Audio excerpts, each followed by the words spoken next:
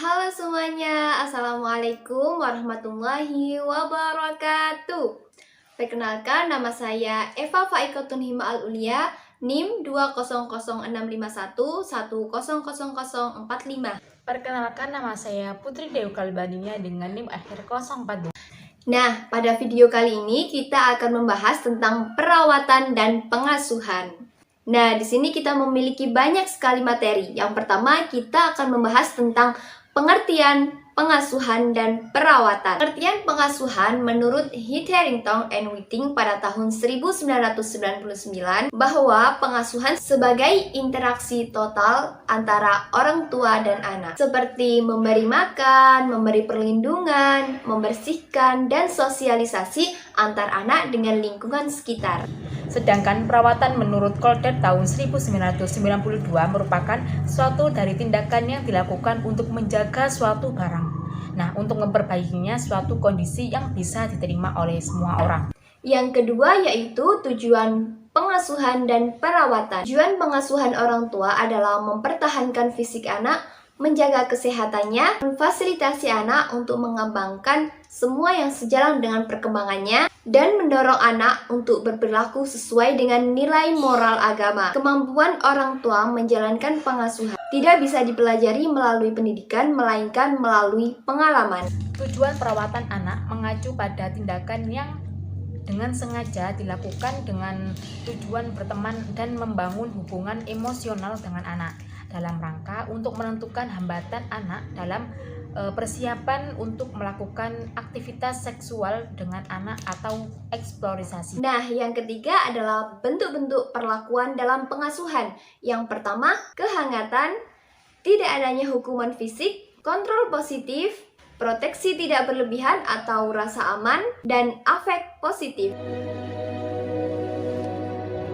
Menurut teori tradisional tentang perkembangan anak menekankan pada peran utama pengasuh. Nah, terutama selama tahun pertama kehidupan anak dalam menetapkan dasar bagi bayi untuk mengembangkan bonding atau keterkaitan yang sehat. Nah, pengertian self-efficacy atau Bowlby tahun 1969 dengan demikian dapat dikaitkan bahwa keterkaitan kualitas parenting terus memainkan peran kunci sepanjang perkembangan anak, saling berinteraksi dengan karakteristik serta berlaku pada anak.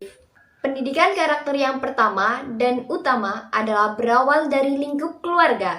Dalam keluarga, anak-anak akan mempelajari dasar-dasar perilaku penting untuk kehidupan dewasa nanti. Karakter yang akan dipelajari anak dapat dilihat dari kebiasaan orang tuanya. Karakter terbentuk pada waktu yang relatif lama. Karakter yang kuat diperuntukkan untuk individu dalam menentukan keberhasilan hidup anak. Menurut Furqon tahun 2010, pendidikan karakter dapat diklarifikasikan menjadi beberapa tahap. Nah, tahap pertama, umur 5-6 tahun. Pada tahap ini, anak diajarkan tata krama, sopan santun yang berkaitan dengan karakteristik moral. Nah, karakter moral ini tersebut seperti melatih untuk bersikap jujur, sopan pada anak akan menjadi hal yang dianggap bermanfaat, hal buruk dan benar salah satu tindakan.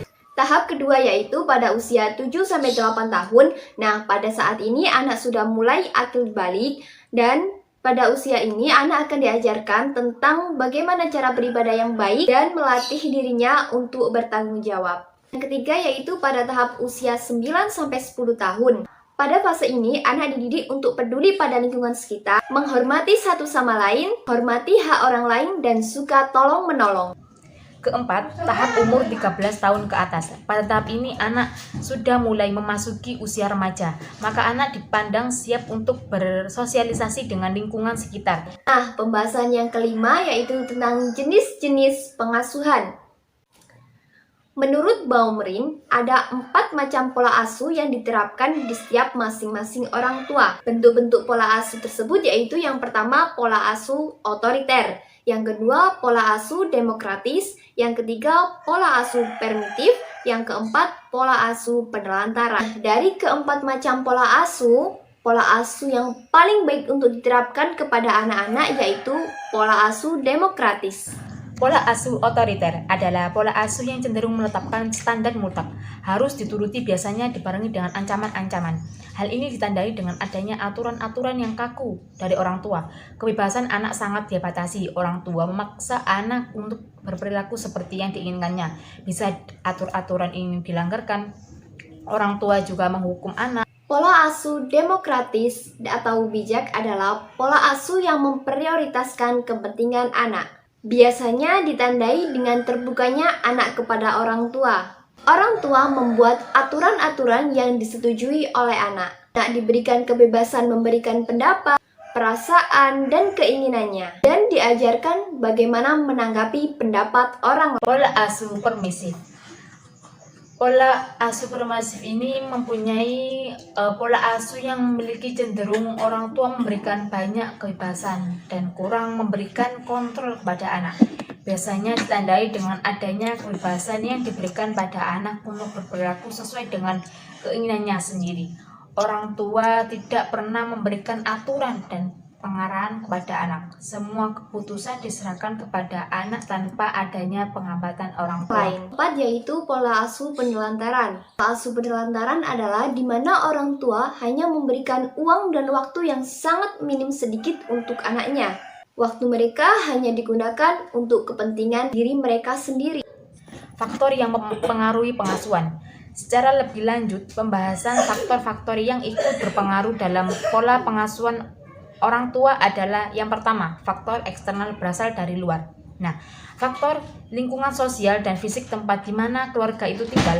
Pola pengasuhan suatu keluarga turut dipengaruhi oleh tempat di mana keluarga itu tempat tinggal.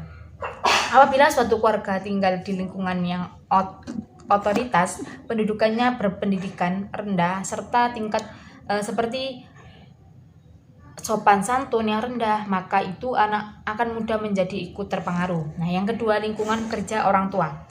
Orang tua terlalu sibuk bekerja cenderung menyerahkan pengasuhan anak kepada orang yang dititipi, nah, atau bahkan kepada baby sister.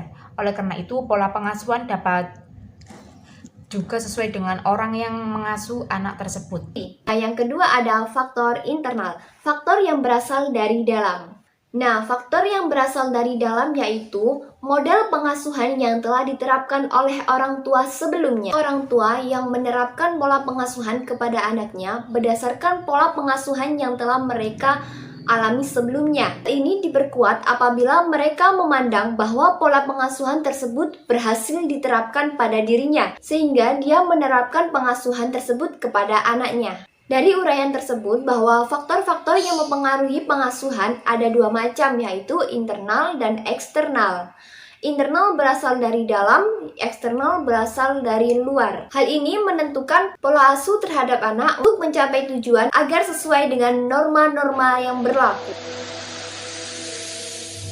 Dampak pengasuhan. Nah, dampak penerapan pola asuh demokratis ini ada beberapa.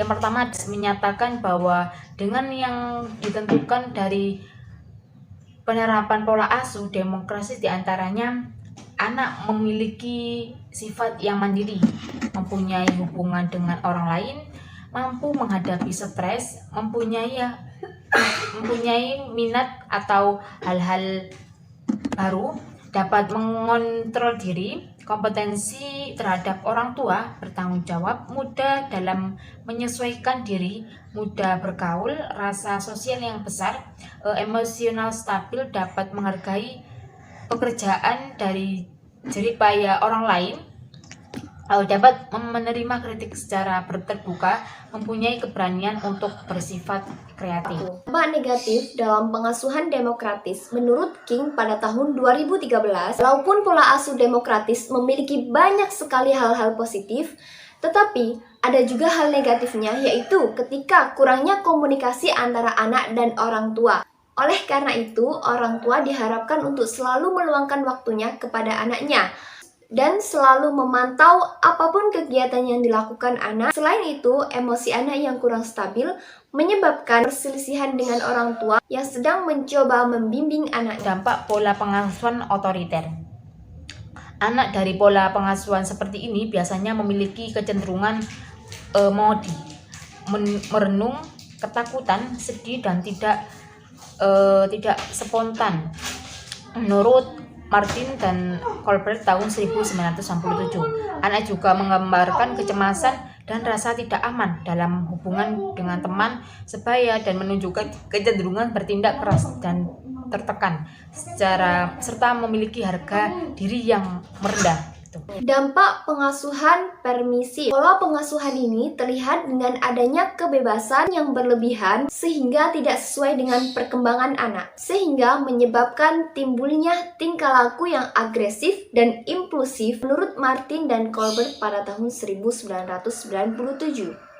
Anak dari pola pengasuhan ini tidak bisa mengontrol dirinya sendiri, tidak mau patuh, dan tidak terlibat dalam aktivitas di kelas. Berg dalam Prasetyawati tahun 2000. Tips dan trik dalam perawatan dan pengasuhan yang baik. Nah, yang pertama, habiskan waktu berkaitan dengan anak. Yang kedua, berikan anak cinta tanpa syarat. Yang ketiga, tidak memukul. Yang keempat, menempati janji. Yang kelima, jadilah panutan.